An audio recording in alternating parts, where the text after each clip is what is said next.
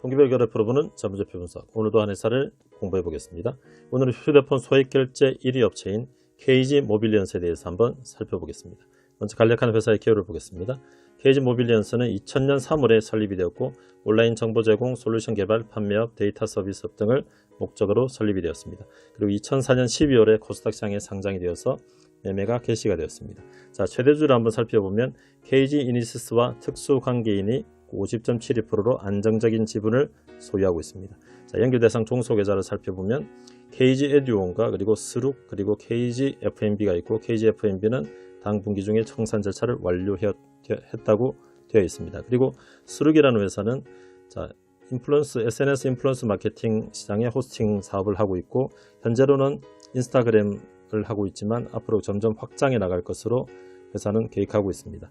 회사의 서비스를 한번 살펴보겠습니다. 자, 유무선 전화결제 산업이라고 되어 있고, 그리고 아까 말씀드렸듯이 휴대폰 소액결제가 주업입니다. 그리고 KG 오렛을 흡수합병해서 KG 오렛이 하고 있는 온라인 카드 결제를 이제 시작을 했습니다. 그리고 KG 오렛을 흡수합병하면서 같이 손자 회사로 넘어왔던 KFC 코리아가 있었는데 KFC 코리아는 6월 1일에 매각을 하게 됩니다. 자, 그러면 유무선 전화결제 산업을 한번 살펴보겠습니다. 자유경쟁이나 실질적으로는 과점 형태를 보이고 있다. 총 6개 사업자가 국내에 있고 KG 모빌리언스가 점유율 1위다. 그리고 당사를 포함한 2개사가 80% 이상 소유.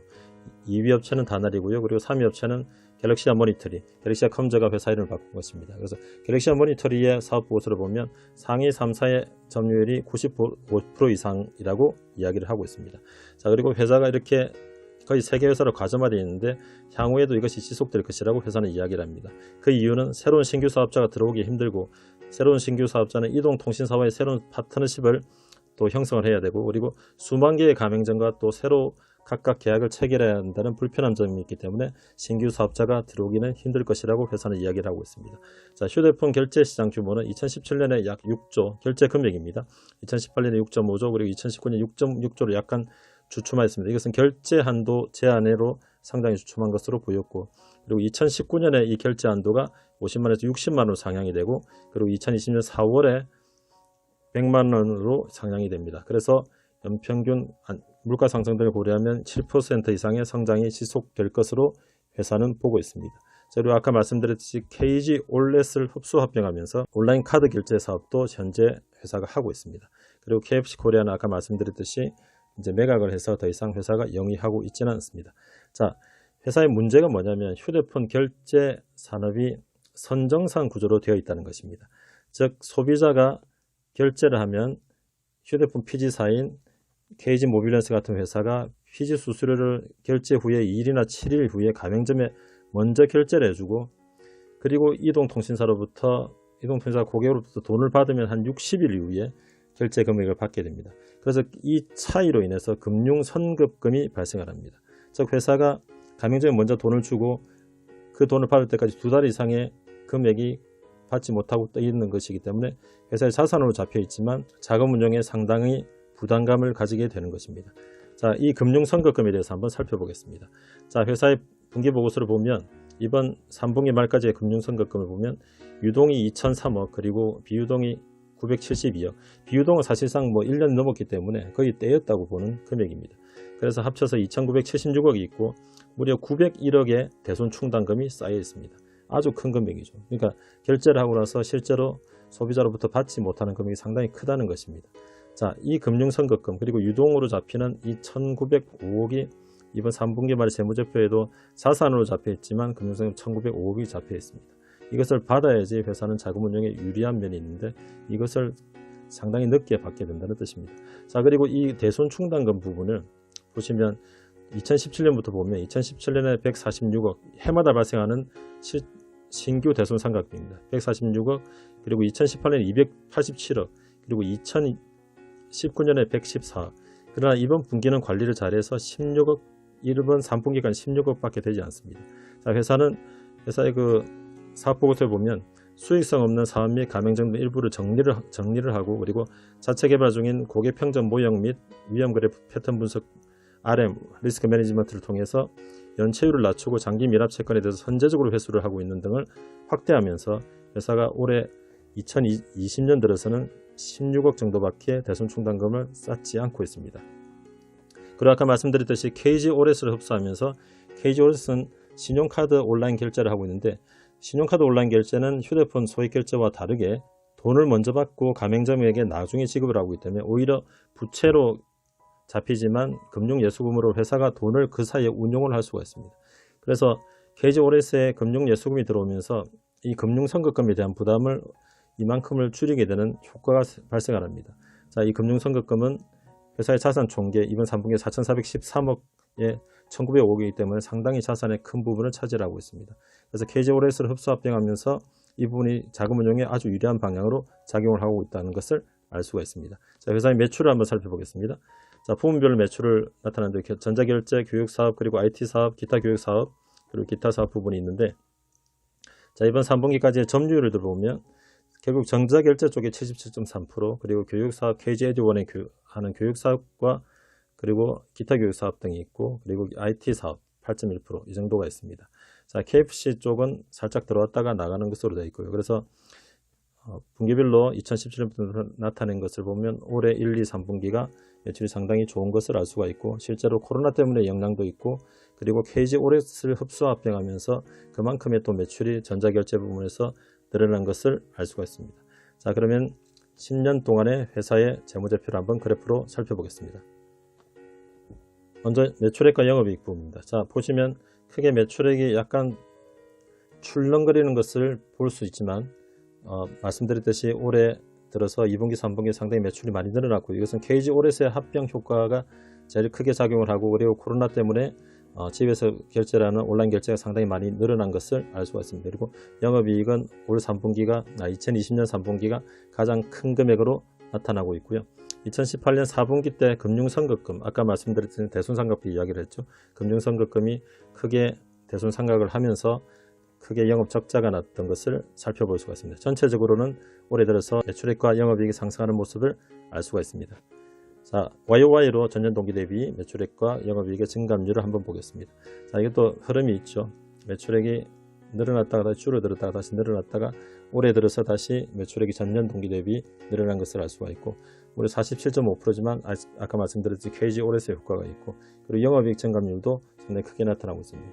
자, 근데 다른 회사 분석할 때와 다르게 스케일을 하나로 매출액 증감률과 영업이익 증감률을 나타낸 것을 알 수가 있고, 매출액 증감률과 영업이익 증감률이 비슷하게 움직였습니다. 이것은 고정비가 회사가 크지 않고 실제로 변동비가 거의 대부분을 차지하고 있기 때문에 회사의 매출이 늘어나는 따라서 영업이익이 그대로 늘어나고, 사실은 고정비가 큰 회사는 매출액이 늘어나면 영업이익 증감률이 훨씬 더 크게 나타나는 것을 다른 회사들을 분석해 보면 아실 수가 있을 것입니다. 자, 그러면 수익성 지표인 GPM, OPM, 판관비율, MPM, ROE 등을 한번 살펴보겠습니다. 자, 크게 매출에 따라서 GPM도 왔다 갔다 하는 것을 알 수가 있고, 이 회사는 고정비가 크지 않습니다. 그리고 판관비율도 비슷한 움직임을 나타내면서 영업이익률은 비슷하게 쫙 유지가 되는 것을 알 수가 있습니다. 아까 말씀드린 2018년 4분기에 한번 손상차손이 크게 있었고요. 자, 그리고 2015년, 16년에는 관계기업 투자 손실, 파생상품평가 손실 등이 4분기 때 발생을 하고, 그리고 2017년 그리고 2019년에는 무형자산 손상차손, 그리고 유형자산 손상차손, 이자 비용 등이 나갑니다. 자, 그 이후로 발생한 일들이 이제 GPM이 좀 낮아지긴 했는데, 이것은 KG 오렛의 합병을 한 부분도 있고, 그리고 KFC 코리아가 들어왔다가 이제 나가면서 다시 실제로 이익률은 좋아지지 않을까 보입니다. 그리고 판관 비율도 같이 낮아졌기 때문에 영업이익률에는 크게 변동이 없고, 영업이익률은 올 3분기에 17.7%를 나타냅니다. 그리고 순이익은 한번 올 2분기에 이제 KFC와 그리고 KGFNG 때문에 순이익이 상당히 좋아지지 않았다가 다시 이제 이런 일은 발생하지 않을 것이기 때문에 앞으로 효과는 긍정적인 효과로 나타날 것으로 보이고, ROE가 7.1%로 좀 많이 낮은 상태입니다. 이것은 회사의 자산 총계 대비 실제로 매출이 그렇게 크지 않은 부분이 있습니다. 자, 그러면 득품수학이라고 해서 ROE를 매출액 순이익률 그리고 총자산회전율, 부채비율 세 가지로 분해를 해서 살펴볼 수가 있는데요. 전체적으로 어떤 지표가 ROE에 많은 영향을 미치는가를 볼 수가 있는데, 회사는 대부분 회사가 비슷하지만 매출액 순이익률이 가장 큰 영향을 미칩니다.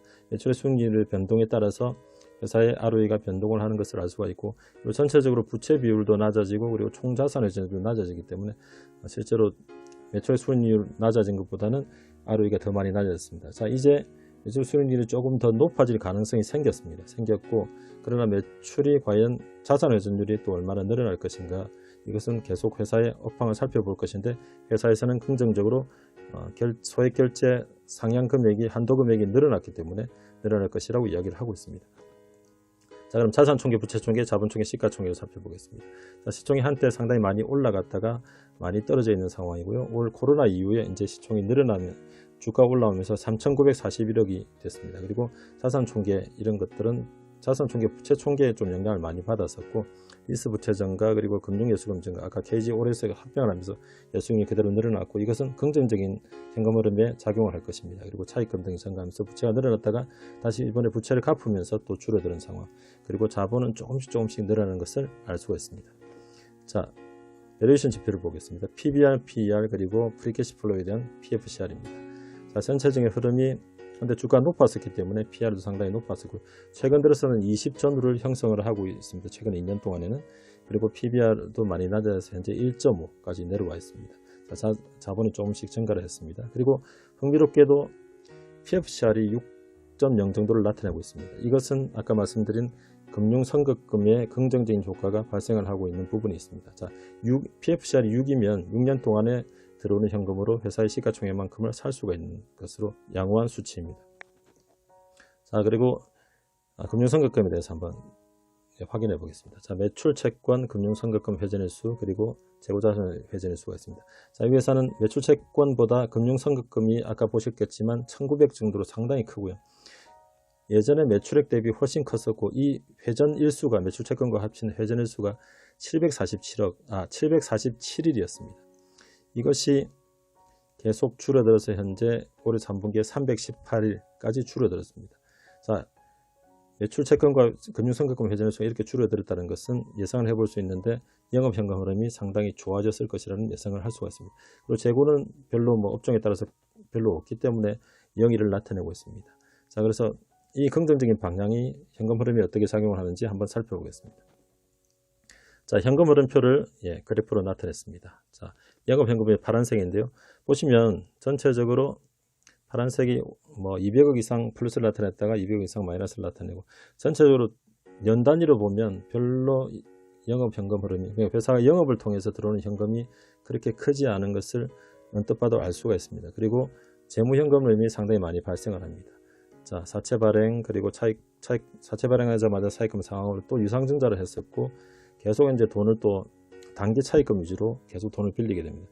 왜 그러냐면 회사가 영업으로 현금을 제대로 받아들이지 못하고 있기 때문에 그렇습니다. 자, 그리고 여러 가지 기타 투자 활동이 좀 있었고요. 대부분 전체적으로는 재무 활동이 상당히 많은 회사이고, 회사의 업황상 유무형 자산 투자, 그러니까 캐펙스 투자는 거의 없는 회사입니다. 자, 이제 2019년부터는 재무 현금 흐름이 이제 마이너스를 나타내는 적이 덜어 나타납니다. 현금 흐름이 좋아졌다는 뜻이죠. 자, 그래서 차입금 감소를 하고 또 배당금도 지급을 하고, 그리고 올 2분기 때 상당히 많은 차입금과 사채를 줄여서 895억이나 줄였습니다. 그리고 요 기타 투자는 사업 결합이 이번에 있었다는 것을 아까 설명을 드렸습니다. 자, 이렇게 보면 크게 알 수가 없기 때문에 최근 4분기 합산으로 그래프를 한번 살펴보겠습니다. 이러면 눈에 확실하게 보입니다. 자, 재무활동으로 돈이 필요해서 돈을 빌리거나 그리고 유상증자를 했던 활동 기간들을 알 수가 있고, 전체적으로 아까 말씀드렸듯이 영업현금 흐름은 그렇게 좋지 못한 계속적인 마이너스, 그러니까 회사가 영업으로 돈을 실제로는 벌어들일 이익이 나더라도 실제로는 현금은 들어오지 않는 활동들을 계속했었고, 이것은 아까 말씀드렸듯이 금융선급금 부분이 상당히 컸던 부분이 있습니다. 그러나 이것이 2018년부터 조금씩 달라지기 시작하고, 지금은 영업현금 흐름이 4분기 합산 761억이고, 그리고 프리캐시플로우도 659억입니다. 왜냐하면 캐펙스 투자, 유명자산 투자가 별로 없기 때문입니다.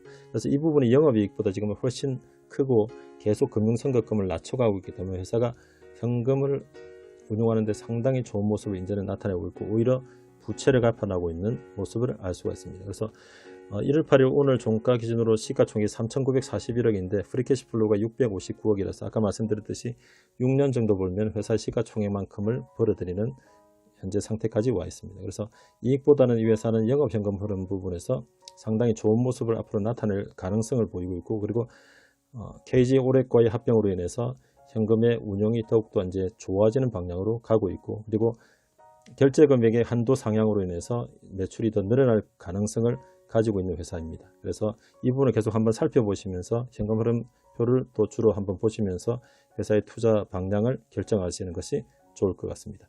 이상으로 KG 모빌리언스에 대한 분석을 마치겠습니다. 감사합니다. 영상이 유익하셨다면 구독, 좋아요, 알림 설정 부탁드립니다.